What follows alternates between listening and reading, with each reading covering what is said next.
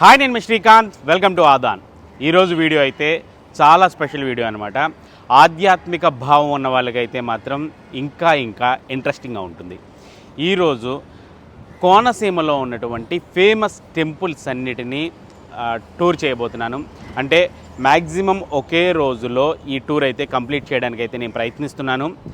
కోనసీమకు సంక్రాంతికి వచ్చే వాళ్ళందరినీ దృష్టిలో పెట్టుకుని ఈ వీడియో చేస్తున్నాను. అంతేకాదు, ఎవరైతే తిరగలేని వాళ్ళు ఉంటారో వాళ్ళ ఇంట్లోనూ కూర్చుని ఈ కోనసీమలో ఉన్న ఫేమస్ టెంపుల్స్లో ఉన్న దైవాలను అయితే కూడా దర్శించుకోవచ్చు అన్నమాట.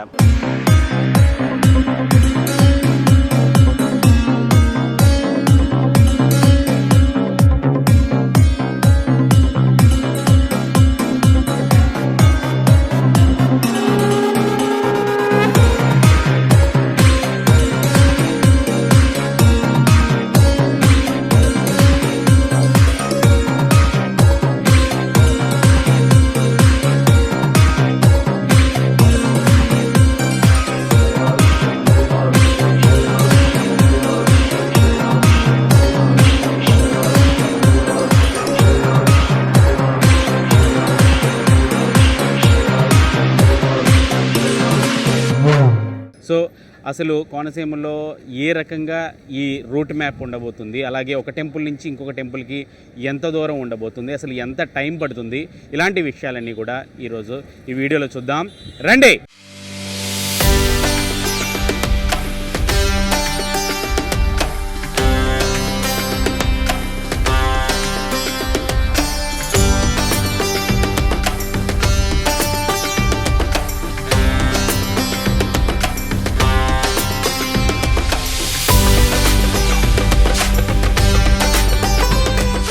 అంబేద్కర్ కోనసీమ జిల్లాలో ఉన్న ఫేమస్ టెంపుల్స్ గురించి చాలామందికి తెలుసు. విడివిడిగా చాలాసార్లు దర్శించుకునే ఉంటారు. అయితే గతంలో నేను పంచారామాల యాత్ర ఒక్క రోజులో ఎలా వెళ్ళొచ్చు అనే వీడియోకి వచ్చిన రెస్పాన్స్ చూసి అసలు కోనసీమలో ఉన్న ప్రసిద్ధ ఆలయాలు ఒక్క రోజులో దర్శించుకోగలమా, అది సాధ్యమేనా అనుకుని ఈ ప్రయాణం అయితే మొదలుపెట్టానండి. ఈ ట్రిప్ నేను కోనసీమ ముఖద్వారం అయినటువంటి రావులపాలెం నుంచి మొదలుపెట్టి రావులపాలెంతో ఎండ్ చేయాలనుకుంటున్నాను. సో రూట్ మ్యాప్ అంతా రావులపాలెం నుంచే సిద్ధం చేసుకున్నాను. మొదటగా నేను దర్శించుకోవాల్సిన టెంపుల్స్ లిస్ట్ అయితే రెడీ చేసుకున్నాను. అలాగే గూగుల్ మ్యాప్లో డిస్టెన్స్లో చూసుకున్నాను. ఉదయం 7 గంటలకు ఈ ప్రయాణం మొదలుపెట్టాను. ఇక్కడ ఒక విషయం చెప్పాలి, ఈ ట్రిప్ మొత్తం ఓన్ వెహికల్ అయితేనే బెటర్. బస్సుల మీద అయితే ఒక్క రోజులో కంప్లీట్ చేయడం కొంచెం కష్టమే. బైక్ అయినా, కార్ అయినా, లేక ఓ ఆటో మాట్లాడుకుని వెళ్తే ఈ ట్రిప్ కంప్లీట్ చేయొచ్చు. అలాగే శనివారం, ఆదివారం అయితే వాడపల్లితో పాటు మరికొన్ని ఆలయాలు బిజీగా ఉండడం వల్ల ఈ ట్రిప్ కుదరకపోవచ్చు. నేనైతే కార్లో ఈ ట్రిప్ స్టార్ట్ చేస్తున్నాను. రండి, నాతో పాటు ప్రయాణించి కోనసీమ అందాలు ఆస్వాదించడంతో పాటు కోనసీమ ఆలయాల్లో దేవుళ్ళని దర్శించుకుందాం. మొదటగా కోనసీమ తిరుపతిగా పేరుగాంచిన వాడపల్లి ఆలయానికి బయలుదేరాను. రావులపాలెం నుంచి వాడపల్లి సుమారు 8 కిలోమీటర్ల దూరం ఉంటుంది. పావుగంట జర్నీ అయితే చాలా బాగుంటుంది. వాడపల్లి క్షేత్రంలోని మూల విరాట్టు రాతితో చేయబడింది కాదు. ఇక్కడ వెంకటేశ్వరుడు రాయితో కాకుండా నల్లని చెక్కలో కొలువై ఉన్నాడు. వరుసగా 7 శనివారాలు 11 ప్రదక్షిణలు చేసి స్వామిని దర్శించుకుంటే మనసులో ఉన్న కోరికలన్నీ నెరవేరుతాయని భక్తులు నమ్ముతుంటారు. అలా చాలామంది కోరికలు తీరాయని కూడా చెబుతారు. అందువల్లే ఈ క్షేత్రానికి శనివారాల్లో పెద్ద సంఖ్యలో భక్తులు తరలి వస్తుంటారు. ఇక్కడ ప్రతిరోజు అన్నదానం జరుగుతుంది. అన్నదానానికి పెద్ద సంఖ్యలో భక్తులు వచ్చి స్వామివారి ప్రసాదాలు స్వీకరిస్తుంటారు. వాడపల్లికి ముందు రోజు రావాలనుకుంటే మీరు రావులపాలెం ప్రైవేట్ లాడ్జ్లో స్టే చేయొచ్చు. లేదా వాడపల్లి, ర్యాలీ లాంటి ప్రాంతాల్లో కూడా ప్రైవేట్ లాడ్జ్లు అందుబాటులో ఉంటాయి. ఈ ఆలయం గురించి మరిన్ని వివరాలు తెలుసుకోవాలనుకుంటే డిస్క్రిప్షన్లో ఫుల్ వీడియో లింక్ ఉంటుంది, అది చూడండి.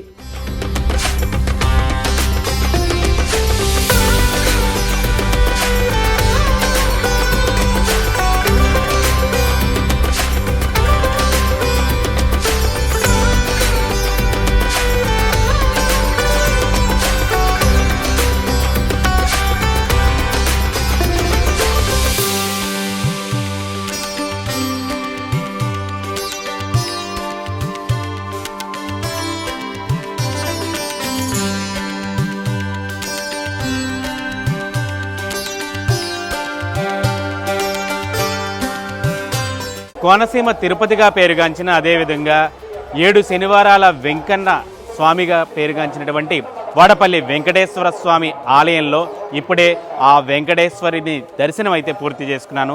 చాలా అద్భుతమైన దర్శనం అయితే జరిగింది. ఇక్కడి నుంచి మరో టెంపుల్కి అయితే వెళ్దాం. నెక్స్ట్ టెంపుల్ వాడపల్లికి దగ్గరలో, అంటే సుమారు 6 కిలోమీటర్ల దూరంలో ఉన్నటువంటి అత్యంత powerful temple really Jaganmohini Keshavaswamy ఆలయం. ఏ ఆలయంలో అయినా భగవంతుడు లేదా దేవతామూర్తి ప్రధానంగా భక్తులకు దర్శనమిస్తారు, లేదంటే సతీ సమేతంగా కూడా దర్శనమిస్తారు. కానీ ఒకే విగ్రహంలో స్త్రీ పురుషులు దేవతలుగా దర్శనమివ్వడం చాలా అరుదు. అలాంటి అరుదైన దేవాలయం ర్యాలీ ఆలయం. ఈ ఆలయంలో 5 బుధవారాలు 5 ప్రదక్షిణలు చేస్తే కోరిన కోరికలు నెరవేరుతాయట. ముఖ్యంగా కోరుకున్న చోటుకు బదిలీ కావాలన్నా, ప్రమోషన్స్ కావాలన్నా ఇక్కడ జగన్మోహిని కేశవస్వామిని దర్శించుకుంటే ఖచ్చితంగా జరుగుతాయని కూడా ప్రతీతి. అందుకే ఇక్కడ దేవుణ్ణి ట్రాన్స్ఫర్స్ గార్డ్ అంటుంటారు. ఇక్కడ ప్రత్యేక రోజుల్లో మాత్రం అన్నదానం ఉంటుంది, రెగ్యులర్గా అయితే ఉండదు. స్వామి జగన్మోహిని కేశవస్వామి సాలగ్రామ శిల స్వయంభూ, వెనుక వైపున జగన్మోహిని ఆకారం, ఎదర కేశవస్వామి పురుష రూపంతో స్వామి ఇక్కడ అవతరించారు. కిరీటం ధరించినట్టుగా స్వామి కిరీటం, శంఖం, చక్రం, అభయహస్తం, అరిచేతిలో రేఖలు, మన స్ఫుటంగా రేఖలల్లా ఉంటాయో అరిచేతిలో రేఖలు, గద పట్టుకున్న హస్తం, 4 వేళ్లకు ఉంగరాలు, గోళ్ళు, మన స్ఫుటంగా గోళ్ళు ఎలా ఉంటాయో గోళ్ళు, ఉంగరాలు, గద. భార్య శ్రీదేవి, భూదేవి. గరుత్మంతుడు తపస్చేస్తున్నారు. విష్ణు పాదోద్భవి గంగ, 2 పాదాల మధ్యలో చిన్న గంగాదేవి విగ్రహం, చిన్న విగ్రహం ఉందండి 2 పాదాల మధ్యలో. ఆ గంగాదేవి విగ్రహం నుంచి నీరు నిరంతరం చెమట మాదిరి గంగ స్రవిస్తూ ఉంటుంది. ఉభయ పారిస్వందు స్వామి ఆలయం, కేశవస్వామి దేవాలయ శిఖరం. దశావతారాలు, మత్స్యావతారం, కూర్మావతారం, వరాహావతారం, నారసింహావతారం, వామనావతారం, పరశురామావతారం, రామావతారం, బలరామావతారం, బుద్ధావతారం, కల్కావతారం. తుంబుర నారదుడు గానం చేస్తున్నారు. కిన్నెర కింపురుషులు పుష్పమాలలో వేస్తున్నారు. రంభ ఊర్వశి నాట్యం చేస్తున్నారు. శేషశాయి ఆదిశేషువు పడగ విప్పినట్టుగా ఇది పురుష రూపం. మోహిని ఆకారం, స్త్రీ ఆకారం. శిఖ చుట్టుకున్నట్టుగా శిఖ, చామంతి పువ్వు అలంకారం, పమిటి చెంగు, దండపట్టీలు చేతులకు, గోచిపోసి చీర కట్టుకున్నారు. కుడికాలు తొడ మీద పుట్టుమచ్చ, పద్మిని జాతి స్త్రీ లక్షణం, తెల్లగా ఉంది పుట్టుమచ్చ. అందెలు గజ్జెలు కాళ్లకు. ఈ మోహిని ఆకారంతో స్వామి ఇక్కడ అవతరించారు. ఈ ఆలయంలో విగ్రహం చాలా ప్రత్యేకత సంతరించుకుని ఉంటుంది. ఎందుకు అంటే ముందు భాగం అంతా కూడా పురుష భాగం, అలాగే వెనుకైతే స్త్రీ రూపంలో ఇక్కడ శ్రీ జగన్మోహిని కేశవస్వామిలు ఇద్దరు ఒకే విగ్రహంలో దర్శనమైతే ఇస్తారనమాట. చాలా ప్రత్యేకంగా ఉంటుంది ఈ విగ్రహం. ఇక్కడ పంతులు గారు కూడా చాలా చక్కగా వివరిస్తారనమాట ఆ విగ్రహ రూపం గురించి. అంత చక్కటి ఆలయంలో అయితే వాతావరణం కూడా చాలా ప్రశాంతంగా, కోనసీమ పచ్చని ప్రకృతి మధ్యలో ఈ ఆలయం ఉంటుందన్నమాట.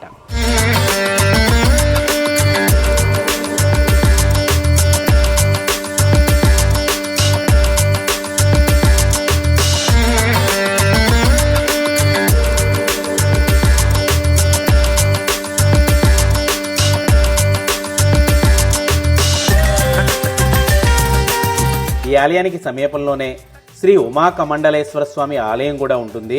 అక్కడికి వెళ్ళి ఆ శివయ్యని దర్శించుకోవచ్చు. ఈ 2 ఆలయాల గురించి మరిన్ని వివరాలు తెలుసుకోవాలనుకుంటే డిస్క్రిప్షన్లో ర్యాలీ టెంపుల్ గురించి చేసిన ఫుల్ వీడియో ఉంటుంది, అది చూడండి. నెక్స్ట్ వచ్చేసి ర్యాలీ నుంచి కోటిపల్లి సోమేశ్వర స్వామి ఆలయానికి బయలుదేరాను. ర్యాలీ నుంచి కోటిపల్లి 33 కిలోమీటర్ల దూరం ఉంది. రావులపాలెం, జొన్నాడ మీదుగా కపిలేశ్వరపురం ఏటుగట్టు రూట్లో బయలుదేరాను. అయితే ఏటుగట్టు రోడ్డు మీద ప్రయాణం ఎంత అందంగా ఆహ్లాదంగా ఉంటుందో అంతే ప్రమాదకరంగా కూడా ఉంటుందండోయ్. కారణం సింగిల్ రోడ్, అక్కడక్కడ గుంతలు కాబట్టి జాగ్రత్తగా వెళ్ళాలి. బట్ ఓవైపు గోదావరి, మరోవైపు పచ్చని పంట పొలాలు, కాలువ, అక్కడక్కడ ఇల్లు, చాలా అందంగా ఉంటుంది జర్నీ. గౌతమి నదీ తీరాన కోటిపల్లిలో కొలువైంది రాజరాజేశ్వరి సమేత సోమేశ్వర స్వామి ఆలయం. చంద్రుడు తన శాప విమోచనానికై సోమేశ్వర స్వామిని, ఇంద్రుడు తన పాప ప్రక్షాళనకై కోటేశ్వరలింగాన్ని, వశిష్ఠ మహర్షి సిద్ధి జనార్దన స్వామిని ప్రతిష్ఠించినట్టు స్థల పురాణాలైతే చెప్తున్నాయి. ఒకే గర్భగుడిలో ఒకవైపు శివుడు, మరోవైపు విష్ణువు ఉండడం, ఇద్దరికీ కలిపి ఒకే గోపురం, ఒకే ధ్వజస్తంభం కలిగి ఉండడం ఈ ఆలయం ప్రత్యేకత. ఈ క్షేత్రంలో గౌతమి నది అంతర్భాగంలో కోటి తీర్థములు ఉద్భవించి ప్రవహిస్తున్నాయట. అందుకే ఇక్కడ స్నానమాచరించి ఏ పుణ్యమాచరించినా అది కోటి రెట్ల ఫలితాన్ని ఇస్తుందని ప్రతీతి.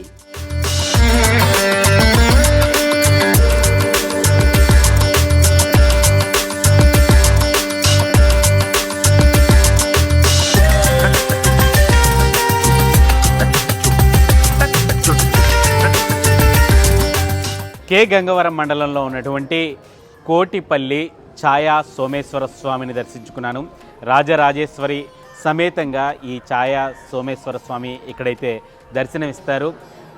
వాళ్ళతో పాటు జనార్దన స్వామి, శ్రీదేవి, భూదేవి సమేతంగా కూడా ఇక్కడ దర్శనం ఉంటుందన్నమాట. చాలా ప్రశాంతమైన వాతావరణంలో ఈ ఆలయం కూడా ఉంది.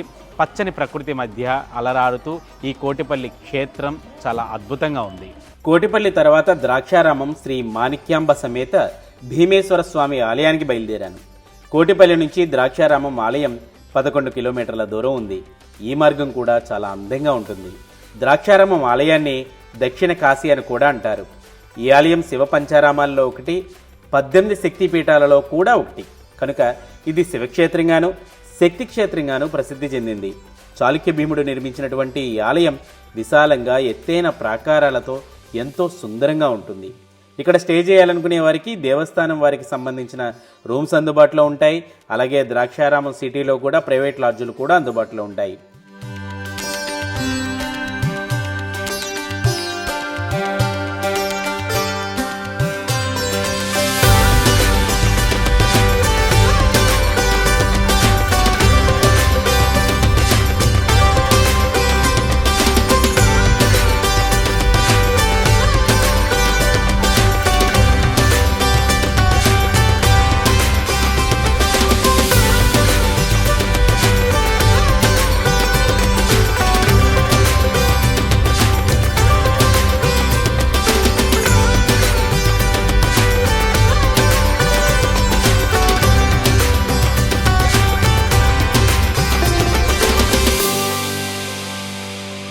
పంచారామాలలో ఒకటి, అలాగే శక్తిపీఠాలలో 12వ శక్తిపీఠం అయినటువంటి దక్షారామ క్షేత్రంలో ప్రస్తుతం నేనున్నాను.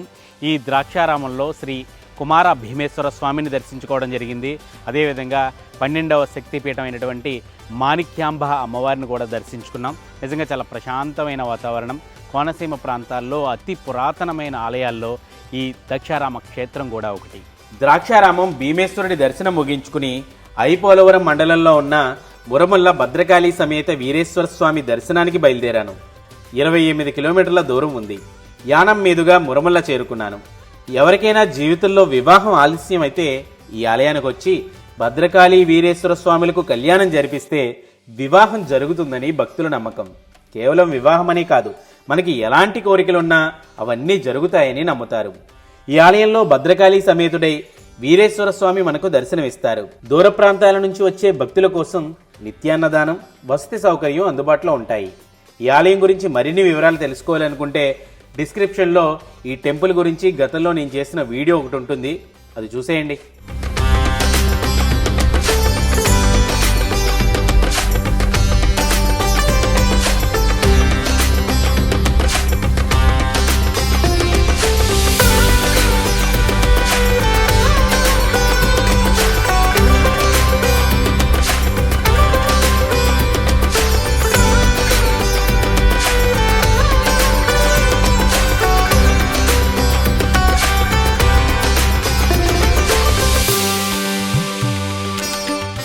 కళ్యాణాల దేవుడిగా ప్రసిద్ధి చెందినటువంటి మురమల్ల శ్రీ వీరేశ్వర స్వామిని ఇప్పుడే దర్శించుకున్నానన్నమాట. ఈ ఆలయానికి నాకు కూడా ప్రత్యేకమైన అనుబంధం అయితే ఉంది. ఒకప్పుడు నా లవ్ మ్యారేజ్ కూడా ఇక్కడికి వచ్చి కళ్యాణం జరిపించుకున్న తర్వాతే అదొక అరేంజ్డ్ మ్యారేజ్గా అలా నా పెళ్ళి అయితే జరిగిందనమాట. సో ఈ ఆలయానికి వచ్చి ఇక్కడ కళ్యాణం జరిపించుకుంటే పెళ్ళి కాని వారికి కానీ లేకపోతే పెళ్ళిళ్ళలో ఏదైనా సమస్యలు ఉన్న వారికి కానీ ఇక్కడ ఖచ్చితంగా పెళ్ళి అవుతుందనే నమ్మకం భక్తులకి ఉంది, నాకైతే గట్టిగా ఉంది.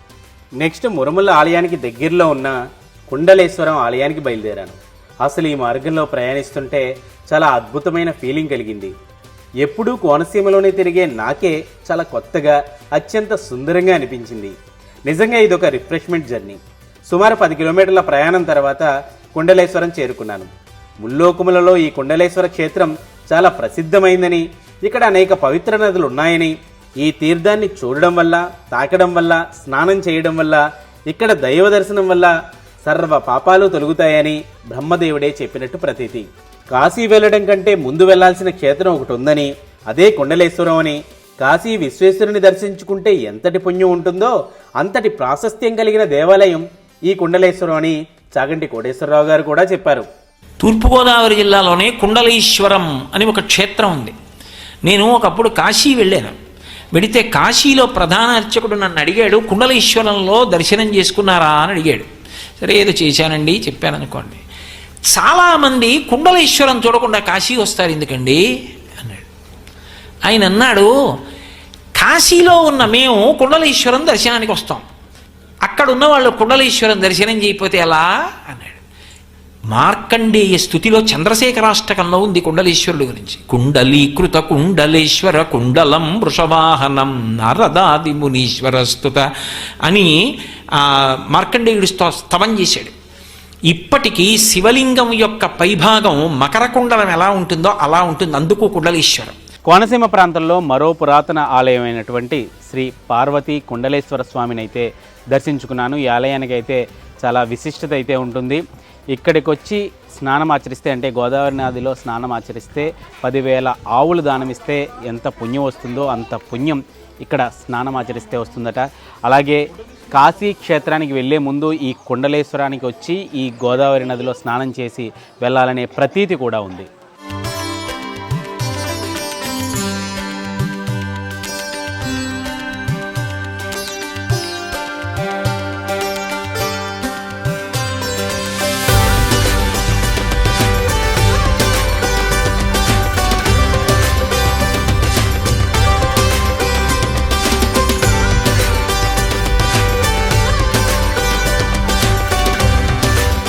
కుండలేశ్వరుడి దర్శనం చేసుకునేసరికి మధ్యాహ్నం 1 గంట దాటింది. దాదాపు అన్ని ఆలయాలకు బ్రేక్ టైం కాబట్టి నేను అయినవెల్లి ముక్తేశ్వరం కాకుండా డైరెక్ట్గా అంతర్వేది లక్ష్మీ నరసింహస్వామి ఆలయానికి బయలుదేరాను. సుమారు 72 కిలోమీటర్ల దూరం ఉంది. అమలాపురం మీదుగా 216 హైవే నుంచి బోడస్కూరు, తాటిపాక, మలికిపురం నుంచి అంతర్వేదికి వెళ్ళాను. మధ్యాహ్నం 2:45 నిమిషాలకు అంతర్వేది ఆలయానికి చేరుకున్నాను. ఈ సమయానికి దర్శనం విరామం ఉండడంతో ఆలయం అన్నదానంలో స్వామివారి ప్రసాదం స్వీకరించాను. మధ్యాహ్నం 3 గంటలకు ఆలయం తెరవడంతో స్వామివారిని దర్శించుకున్నాను. బంగాళాఖాతాన్ని ఆనుకుని పచ్చని ప్రకృతి మధ్యలో ప్రశాంతత కలిగించే ఆహ్లాదకరమైన ప్రాంతం ఈ అంతర్వేది. సకినేటిపల్లి మండలంలో ఉంది ఈ అంతర్వేది పుణ్యక్షేత్రం. ఇక్కడ స్టే చేయడానికి దేవాదాయ శాఖకు సంబంధించిన గదులతో పాటు ప్రైవేట్ లాడ్జులు కూడా చాలానే ఉన్నాయి. ఇక్కడ బీచ్ కూడా చాలా famous. Light house, fishing harbour, Saptarishi Kuteeram చాలా అద్భుతంగా ఉంటాయి. ఈ ఆలయం గురించి మరిన్ని వివరాలు తెలుసుకోవాలనుకుంటే డిస్క్రిప్షన్లో ఫుల్ వీడియో లింక్ ఉంటుంది, చూసేయండి.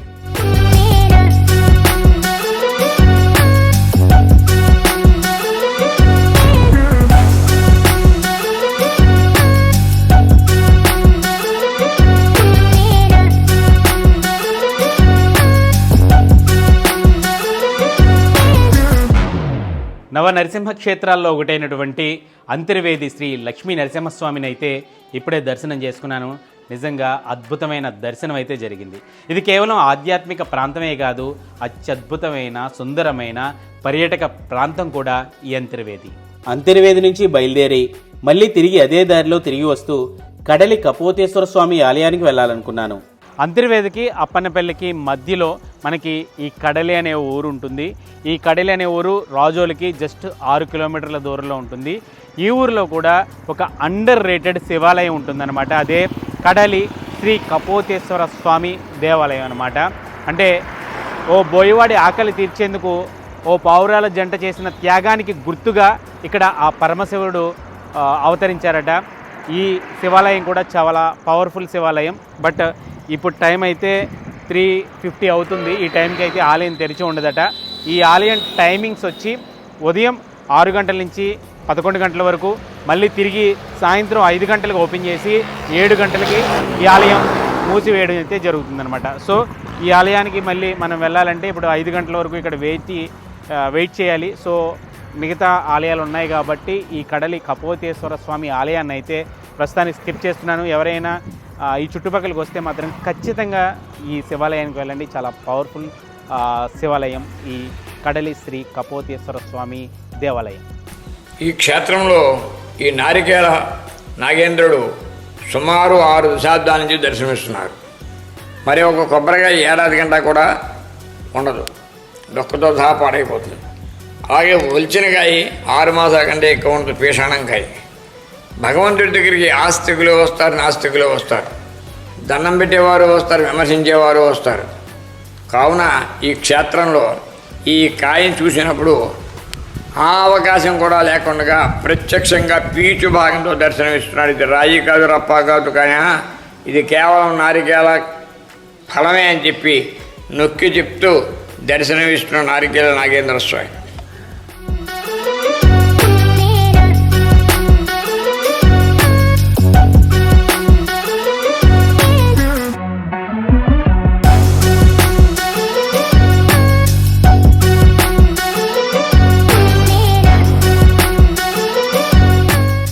ముప్పై 8 కిలోమీటర్లు ప్రయాణించి అంతర్వేది నుండి అప్పన్నపల్లికి చేరుకున్నాను. కలియుగ ప్రత్యక్ష దైవంగా బాసిల్లుతూ కోనసీమ వాసుల ఇలవేల్పుగా పూజలందుకుంటున్న శ్రీ బాలబాలాజీ స్వామి కొలువుదీరిన గ్రామం అప్పన్నపల్లి. ముల్లేటి రామస్వామి అనే కొబ్బరికాయల వ్యాపారి కోసం కొబ్బరికాయలలో బాలుడి రూపంలో స్వామివారు వెలిశారని, మొదట తన కొబ్బరి కొట్టులోనే ఆలయాన్ని నెలకొల్పగా తర్వాత కాలంలో కొత్త ఆలయాన్ని నిర్మించారు. అన్ని దానాల్లోకెల్లా అన్నదానం గొప్పది అంటుంటారు. అలాంటి అన్నదానం మొట్టమొదటిగా ప్రారంభించిన ఆలయం ఈ అప్పన్నపల్లి బాలబాలాజీ ఆలయం. 1977లోనే ఇక్కడ అన్నదానాన్ని ప్రారంభించారట. తిరుమలలో అన్నదానం పెట్టడానికి ఈ అప్పన్నపల్లి ఆలయమే ఆదర్శమట. ఈ ఆలయం గురించి మరిన్ని వివరాలు తెలుసుకోవాలనుకుంటే డిస్క్రిప్షన్లో ఫుల్ వీడియో లింక్ ఉంటుంది, ఓ లుక్ వేసేయండి. అస్య యజమానస్య సహ కుటుంబస్య సబాంధవస్య సపుత్రకస్య సపౌత్రకస్య సభ్రాతృకస్య క్షేమ స్థైర్య ధైర్య విజయ అభయ ఆయురారోగ్య ఐశ్వర్యాభివృద్ధిరస్తు. బాలబాలాజీ స్వామి అనుగ్రహ ప్రసాదే సర్వాభీష్టసిద్ధిరస్తు, సర్వకార్యానుకూల సిద్ధిరస్తు, సర్వదుష్టగ్రహ పీడా నివారో అస్తు.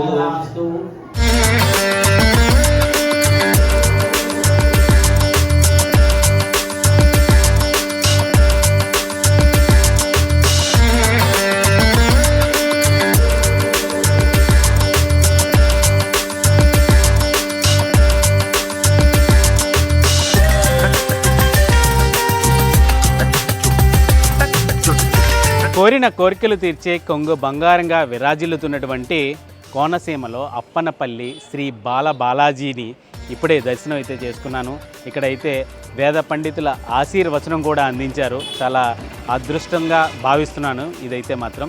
ఇక్కడ నుంచి నెక్స్ట్ టెంపుల్కి అయితే వెళ్దాం. అప్పన్నపల్లి నుంచి 26 కిలోమీటర్లు ప్రయాణించి ముక్తేశ్వర స్వామి ఆలయానికి చేరుకున్నాను. ఇక్కడికి చేరుకునేసరికి సాయంత్రం 5:30 అయింది. సో ఇక్కడ నుంచి కొంచెం లైటింగ్ అయితే డల్గా ఉంటుంది. ఇది చాలా పురాతనమైన ఆలయం. త్రేతాయుగంలో శ్రీరాముడు ఇక్కడ శివలింగాన్ని ప్రతిష్ఠించారని, ఈ స్వామివారిని దర్శించుకుంటే క్షణకాలంలో ముక్తిని పొందుతారని ప్రతీతి. నిజానికి ఈ ఆలయం కోటిపల్లికి అవతలి గట్టనే ఉంటుంది, కానీ మనం మిగిలిన ఆలయాలు దర్శించుకోవాలి కాబట్టి అలా చుట్టూ తిరిగి వచ్చాం అన్నమాట. కోనసీమలో అతి పురాతన దేవాలయాల్లో ఈ క్షణముక్తేశ్వర స్వామి ఆలయం కూడా ఒకటి. ఈ క్షణముక్తేశ్వర స్వామి ఆలయం ఐనవెల్లి మండలం ముక్తేశ్వరంలో ఉంటుందన్నమాట. ఇది త్రేతాయుగంలో శ్రీరాముడి చేత ప్రతిష్ఠించినటువంటి శివలింగం ఈ ముక్తేశ్వరం ఈ ఆలయంలో ఉంటుంది.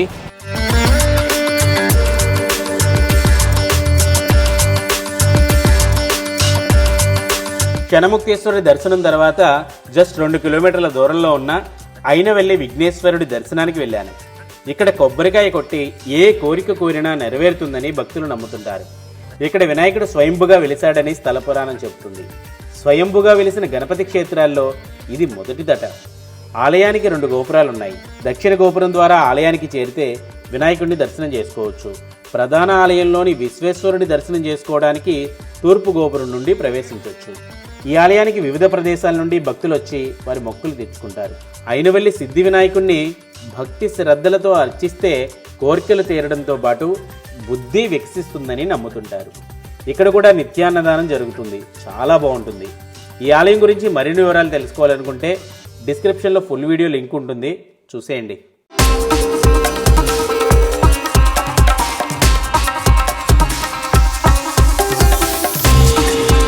కోనసీమ ప్రాంతంలో అయినవెల్లిలో స్వయంభుగా వెలిసినటువంటి శ్రీ విఘ్నేశ్వర స్వామి ఆలయంలో ఇప్పుడే ఆ వినాయకుడిని దర్శనం అయితే చేసుకున్నానమాట. ఒక్క నారికేలం సమర్పిస్తే కోరిన కోరికలు తీర్చే భగవంతుడిగా ఎంతో పేరు ప్రఖ్యాతులున్న ఆలయం శ్రీ అయినవెల్లి వినాయక స్వామి ఆలయం. అయినవెల్లి వినాయకుడి దర్శనం తర్వాత అక్కడి నుంచి 9 కిలోమీటర్ల దూరంలో ఉన్న వానపల్లి పల్లాలమ్మ అమ్మవారిని దర్శించుకున్నాను. ఇక్కడికి వచ్చేసరికి సాయంత్రం 6 దాటింది. చాలా శక్తివంతమైన అమ్మవార్లలో వానపల్లి పల్లాలమ్మ కూడా ఒకరు. వనవాస సమయంలో సీతాదేవి గౌతమిలో స్నానం చేసి వనదేవతను పూజిస్తుండగా పల్లాలమ్మ తల్లి దర్శనం ఇచ్చిందని, కోరిన కోరికలు తీర్చే తల్లిగా అప్పట్నుంచి పూజలు అందుకుంటుందని అంటారు. సీతాదేవి స్వయంగా ఓ పేరులేని చెట్టును కూడా ఇక్కడ నాటారని చెబుతుంటారు. ఆ చెట్టు ఇప్పటికీ ఇక్కడ ఉండడం విశేషం. ఈ చెట్టును దర్శించి అమ్మవారికి పూజలు జరిపితే వంశాభివృద్ధి జరుగుతుందట. సంతానం కలిగాక ఒక కొబ్బరి మొక్కను చీర, పసుపు, కుంకుమలు అమ్మవారికి సమర్పించి మొక్కు తీర్చుకుంటారు. అలాగే ప్రతి ఏటా ఇక్కడ జరిగే పంట జాతర కూడా చాలా అద్భుతంగా ఉంటుందట.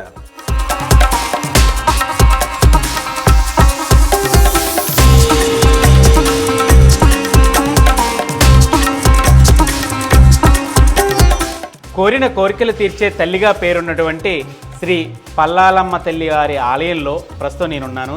ఈ ఆలయం కొత్తపేట మండలం వానపల్లి గ్రామంలో ఉంటుందన్నమాట. చాలా ఫేమస్. సంవత్సరానికి ఒకసారి ఇక్కడ జరిగే జాతర చాలా అద్భుతంగా కూడా జరుగుతుంది.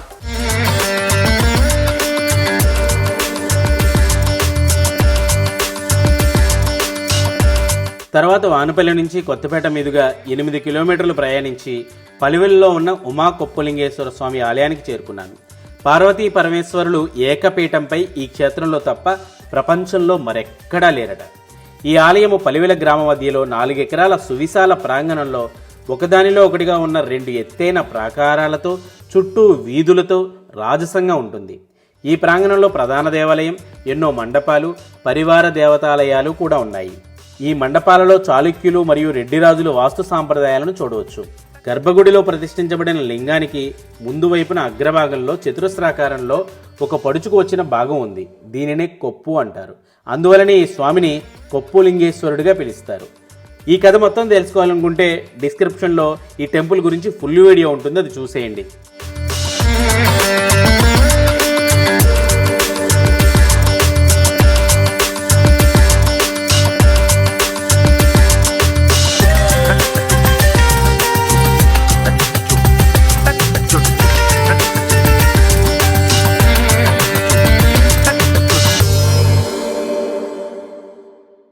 పలివెలలో ఉన్నటువంటి ఈ శ్రీ ఉమా కొప్పేశ్వర స్వామి ఆలయం చాలా పురాతనమైన ఆలయం అనమాట.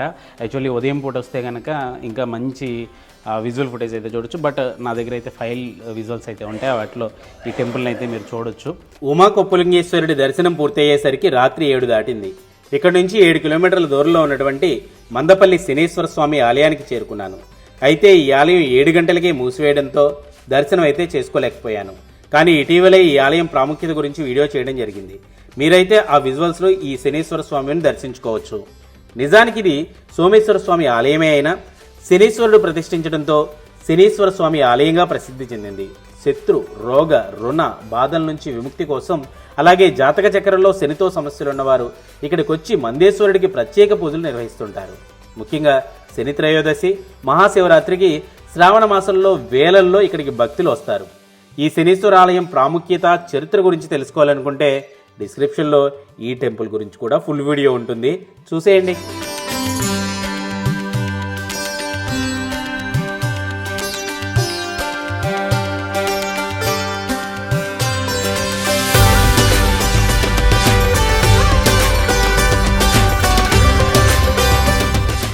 అయితే ఇక్కడితో ఈ కోనసీమ ఫేమస్ టెంపుల్ టూర్ని అయితే ఇక్కడితో ఎండ్ చేస్తున్నాను. దాదాపు 300 కిలోమీటర్ల ప్రయాణం చేశాను, 12 గంటల సేపు ప్రయాణం చేశాను, 12 ఆలయాలు, ఇది 13వ ఆలయం అనమాట. ఈ 13వ ఆలయంలో అయితే మాత్రం దర్శనం చేసుకోలేకపోయాను, కానీ 12 ఆలయాల్లో దర్శనం చాలా అద్భుతంగా పూర్తయ్యాయి. సో ఎవరైనా ఈ కోనసీమ వచ్చి కోనసీమలో ఈ ఆలయాలన్నీ కూడా తిరగాలి అనుకుంటే మాత్రం కొంచెం ఉదయాన్నే ప్లాన్ చేసుకుంటే ఇంకొంచెం బెటర్ అనిపించింది. నేనైతే 7 గంటలకి రావులపాలెంలో ఈ ట్రిప్ అయితే మొదలుపెట్టాను. కొంచెం అంటే 5 గంటల నుంచి కూడా ఆలయాలు ఉంటాయి కాబట్టి కొంచెం 5 గంటల నుంచి కానీ లేదా కొంచెం 6 గంటల నుంచి అయినా కనుక ఈ ట్రిప్ని మొదలు పెడితే ఖచ్చితంగా అన్ని ఆలయాలని కూడా మనం దర్శించుకోవచ్చు అనమాట. మధ్యలో నేను కడలి కపోతేశ్వర స్వామి ఆలయం ఒకటి అప్పుడు తెరిచి లేకపోవడం వల్ల ఆ ఆలయానికి వెళ్ళలేకపోయాను. అలాగే ఇదే కోనసీమలో చెయ్యూరు గున్నేపల్లిలో సత్యమ్మ తల్లి ఆలయం కూడా ఉంటుంది. ఆ ఆలయం కూడా చాలా బాగా ఫేమస్. ఆలయానికి కూడా కొంచెం సమయాభావం వల్ల వెళ్ళలేకపోయాను అనమాట. ఒకవేళ ఏవైనా ఆలయాలు నేను మర్చిపోతే గనక మీరు ఈ వీడియో కింద అయితే కామెంట్ చేయండి. ఎందుకంటే ఈ సంక్రాంతికి చాలామంది మన కోనసీమకు కానీ లేకపోతే గోదావరి జిల్లాలకు కానీ వస్తుంటారు.